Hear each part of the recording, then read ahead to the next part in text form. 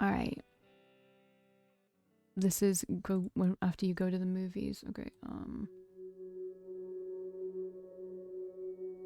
back to the corner. Growing up in a house constantly full of people, we all had one thing in common. We became heavy sleepers out of necessity. There were times it was great. I got to sneak out and have fun. There were also times it sucked, like trying to get my siblings up and ready for school. Tonight was one of the nights I was grateful for it. I packed my bags quickly and quietly. I had no idea what I was going to do or where I was going to go. I had no money to my name. I didn't want to leave. If they knew what I was doing, they would stop me. But I was leaving anyway, and I could only hope they would understand. Everyone would be better off without me. I was scared. I'd never been more than an hour away from home, and now I was planning to jump in my car and drive until I ran out of gas.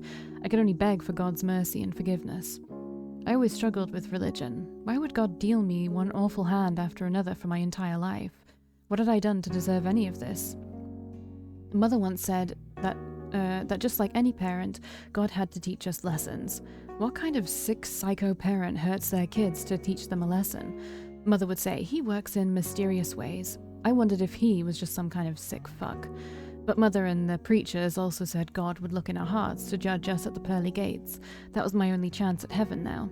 Did good intentions trump murder? I could only hope.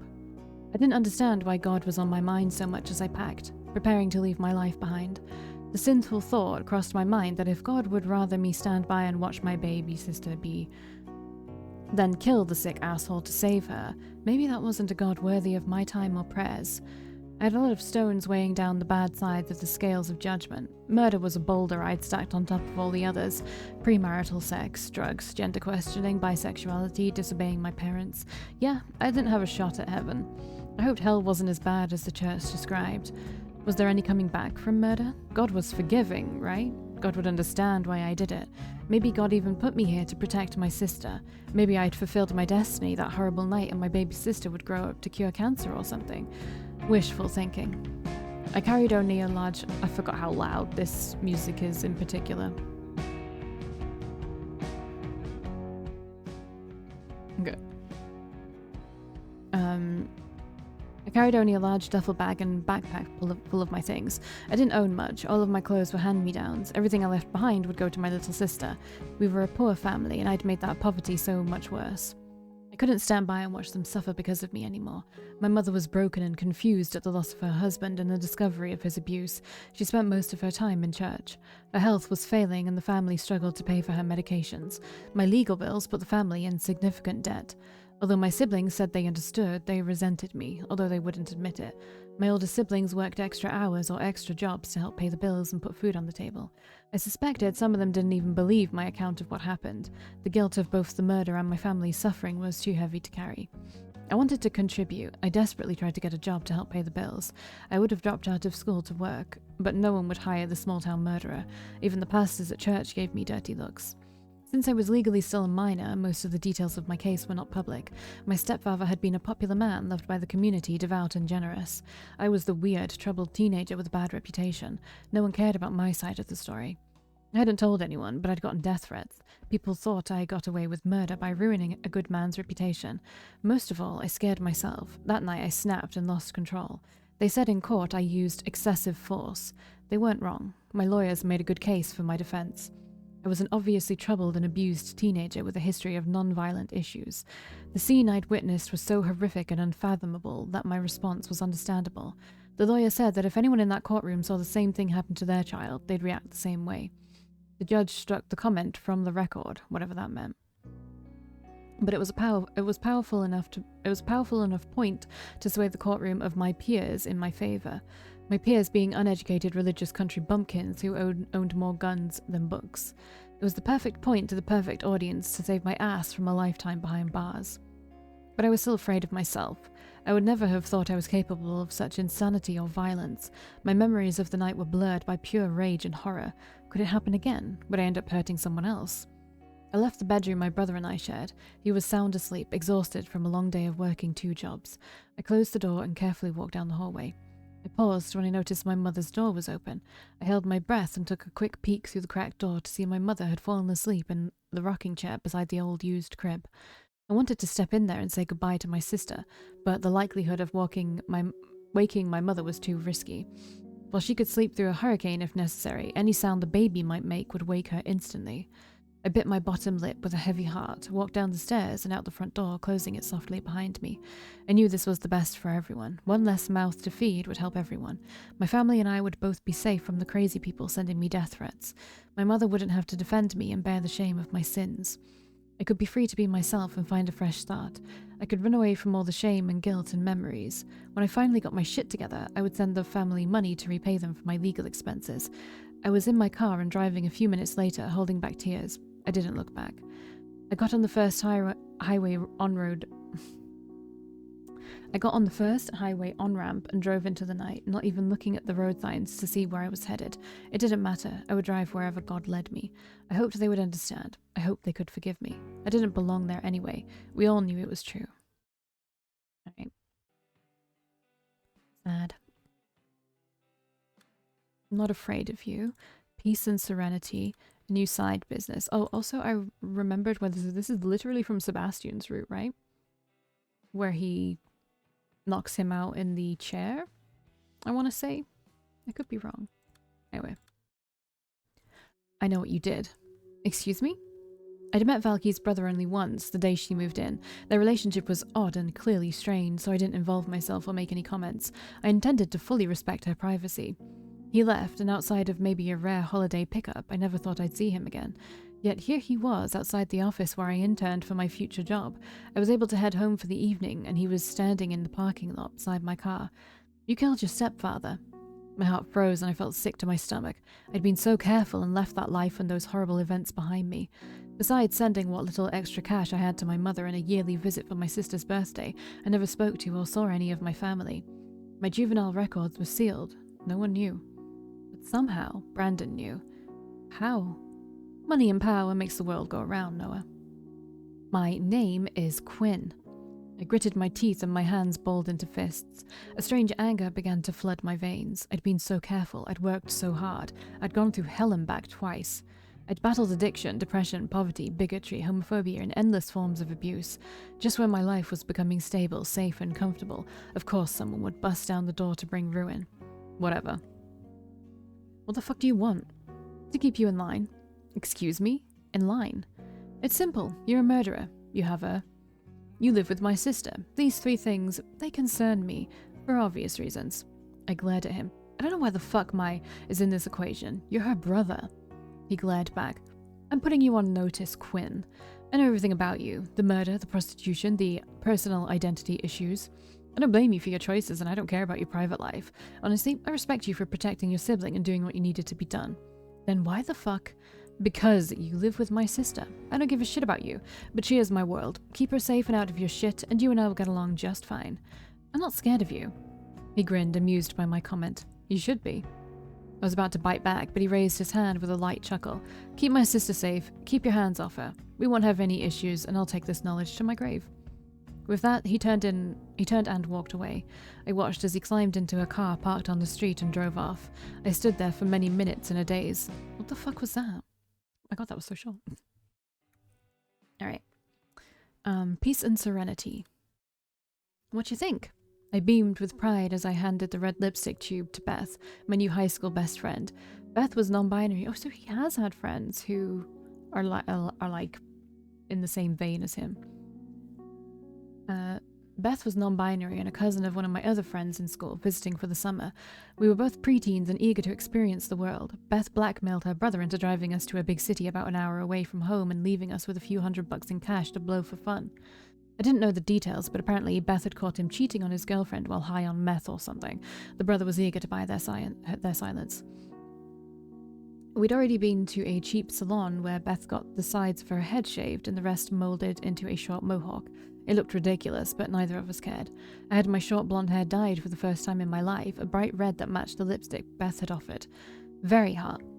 I grinned before Beth suddenly grabbed my arm and dragged me across the road in a burst of excitement, barely dodging a passing car. My eyes grew wide as I saw the tattoo parlor sign lit up in big red letters. No way. Total way. Without hesitation, Beth yanked the door open and darted in. I reluctantly followed. The cheap tattoo parlor had walls covered in art and 3 artists hard at work. One of the customers was getting large wings tattooed on their entire back. It looked so beautiful I couldn't help but stare. I've always wanted that on my back, I'm not gonna lie. I don't think I do anymore, but I really wanted it when I was younger. Hey, out of here, no kids. I'm 18. Beth was lying. The guy didn't buy it until she whipped out a fake but convincing driver's license. The guy clearly didn't believe it, but he considered while eyeing her suspiciously. No credit cards. You got cash? Yep. How much do tattoos cost? I said that quietly to Beth, but the man overheard. Depends on what you want. Something small and quick, the size of a finger or less. At least 50. Anything as big as your forearm starts at 500. Extra charges for color and shading. There is no cap on prices. Tell me what you want and I'll tell you what it costs. No haggling. When we hesitated, he nodded to some giant 3-ring binders sitting against the wall on the counter, each one with someone's name on the spine. Look through the binders, figure out what you want and which artist you want to do it. Beth grabbed a binder. The man turned back to the small portable television on the counter he was watching. I looked over the Beth's shoulder as they began flipping through the pages. Are you seriously going to get a tattoo? Fuck yeah, I've always wanted one. Oh my god, these are cool. The binder was stuffed with all kinds of wild artwork. Animals, demons, religious symbols, anime, steampunk, etc. They were all amazing. Oh wait, what's that? Beth flipped the page back over to what caught my eye. On the paper was a beautiful and scary drawing of an angry moon with a dog and a wolf howling at it as a crawfish crawled out of the water. The edges were decorated in gold ribbons and the background sky was black. The shopkeeper leaned over and glanced at the page. Original artwork interpretation of the Moon Tarot card. The tarot card itself is complicated and has a lot of meanings depending on who you ask. Generally, it's about trusting your intuition and your subconscious telling you to examine yourself. That something ain't quite right, so you need to figure out your life. I want that. Hours later. I can't believe you got the opposite of mine. Beth's tattoo was on her ankle and it was a bright, large, smiling sun with black sunglasses. It looked fairly goofy, honestly. Of course I did. Yin and yang, you know? It's awesome.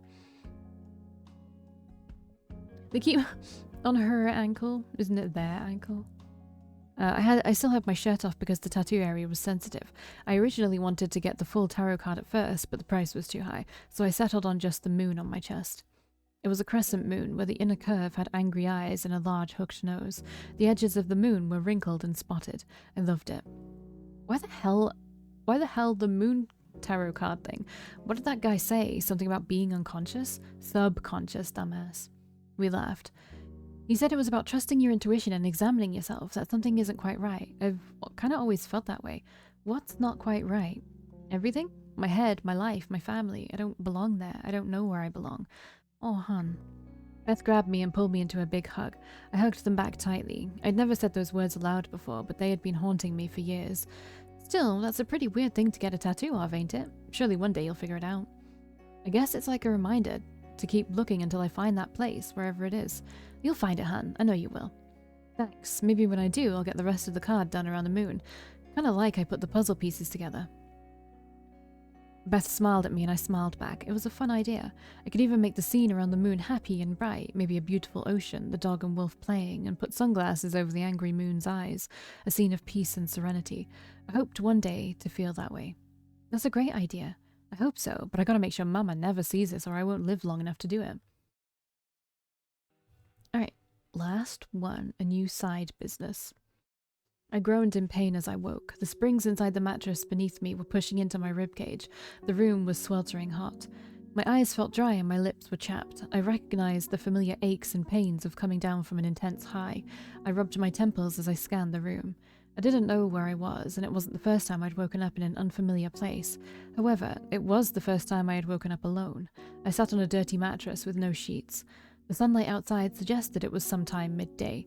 I was also completely naked. Sweat ran down my back and neck. I tried to call out to my boyfriend, Dion, but my voice cracked when I tried to speak. My throat was dry and I was thirsty, probably dehydrated. I spotted my clothes tossed haphazardly on the floor and stood with unsteady balance to collect them. Dion? Once dressed, I opened the bedroom door and stepped into the living room. Dion lay on the couch, sleeping or passed out. Drug paraphernalia and trash littered the room. A nude woman slept in his arms, causing my heart to ache. Did he fuck her? He was my boyfriend. It wasn't the first time I'd seen a scene like this and questioned his faithfulness. I knew the story he would tell me when he woke. She was just another customer trying out the product while I was in the bedroom earning my keep. He'd call me a hypocrite for letting the strange men he found use my body for money while criticizing his faithfulness. It didn't matter that I didn't want to, or that he got me high enough to say yes so I could get my next fix. I scratched my arm. My skin was dry and itchy. I felt the scar marks there, some of them fresher than others. I felt the urge again, but I didn't have my equipment. I didn't even know if I was in the same city. Sometimes Dion would drive us hours away for what he called a sample party. The place was empty, but evidence of many people was everywhere. Disposable cups and plates, empty pizza boxes, vomit stains, empty bottles of alcohol and trash were everywhere. My memories were fuzzy and there were a lot of gaps. I had no idea how many people I had sex with last night. I had no idea how much money I earned. They all paid Dion in advance. If I asked him, he would shrug it off and change the subject. If I pushed for answer, he'd somehow turn it around on me and make me feel bad. I didn't ask him questions anymore. I craved my next fix. My eyes skimmed the room. Dion's backpack was beside the coffee table in front of him. It was always close by. If I was careful, I could sneak a few pills. He was a heavy sleeper. I'd done it before. The floor didn't creak as I carefully walked over. I knelt down and slowly unzipped the bag. I was shuffling through the contents, looking for my prize, when I heard someone speak. Hey, I remember your face, but not your name. I looked up at the soft, pleasant voice. The naked woman in Dion's arms had woken. She sat up slowly, careful not to wake him. I froze, unsure what to do. Dion may wake and he'd be pissed if he saw me. Quinn. Hey, I'm Selena. Did you two fuck? The question came out without realizing it. I immediately regretted it. I already knew the answer, but I didn't want to know, yet for some reason I knew I needed to know. I think so. I was kind of messed up, so I'm not sure. I knew he fucked her. I knew he would fuck any warm body that spread their legs for him, but right now my yearning for drugs was more important. I resumed my search through the backpack. If I was high, I wouldn't feel the stabbing pain of betrayal in my heart. Meanwhile, Selena stood and collected her clothes scattered across the floor. While she was dressing, I found an orange bottle. I didn't recognize the label, but I took 2 of the oblong pills anyway, swallowing them dry. My throat was so dry. I grabbed a couple of empty cups on the battered and stained coffee table until I found one with liquid. I chugged it before I knew what it was. Vodka. Fucking hell. I'm a mess. Selena was standing in front of a small mirror, trying to smooth out her hair. I put the contents of the bag back in order and zipped it up. She turned to me and looked me over curiously. How do you look so put together? I had no idea what I looked like, nor did I care. I'd thrown on my clothes without much thought.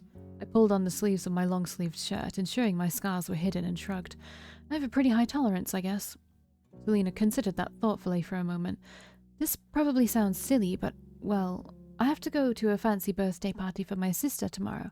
Usually not a big deal, except, my sister is dating my ex-boyfriend and he's a smug asshole. Ew. I know, right? He'll want to rub it in my face. I was thinking about avoiding it altogether, but, well, if I had a new, cute, affectionate boyfriend, I could rub it in his face instead. You know, show I've already moved on and don't give a shit. You want me to... Yeah, if you have a high tolerance, that would actually be useful. We could have a lot of fun, show off that I don't give a shit and can just have fun, and I wouldn't be worried about you getting stupid, handsy, and wasted like dickhead here. I glanced at Dion and frowned. I don't know if you would like that. Selena glanced at Dion and frowned. You two are together? Something like that. I didn't know how to answer that question. Sometimes I felt more like he owned me than loved me. Selena considered for a moment. Well, Dion's been my dealer for a long time. I frowned, sample party my ass. He lied to me, again. And the one thing I know Dion likes is cash. We could consider it a job. I'll hire you for the night. I blinked, noticing the girl's jewelry and name-brand clothes and shoes for the first time. She was run rich. I'm not calling her that. You shouldn't either, Quinn. I glanced at Dion. As long as she paid, he'd be happy to sell my company for the night, even if it was for something as dumb as this. Plus, it'd be nice to do something closer to normal for once. Yeah, okay. Selena grinned excitedly at me. This is going to be so much fun. You'll need some new threads, though. Let's go shopping. Cute. She's nice. All right. That's it. As we all know, these are always way shorter than... These are always way shorter than anything else, so cool. What if next? Ooh, it's gonna be so weird when I finish this game. I'm like, I know I should do Alexander's route, and I probably will just to finish it all, but I don't like him. I mean, I do, but I also don't. It's a serious love-hate relationship with Alexander. Anyway, um, yeah, we'll get onto the what ifs next, and fingers crossed Quinn actually has a good ending in one of them. Yeah, we'll see.